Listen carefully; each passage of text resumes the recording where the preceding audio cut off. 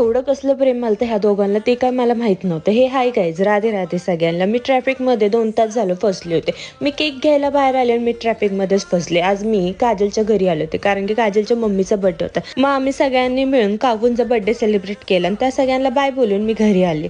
घरी आल्यानंतरच मला भूक लागली होती कारण की मी बाहेरून आज काहीच खाऊन नव्हते आले.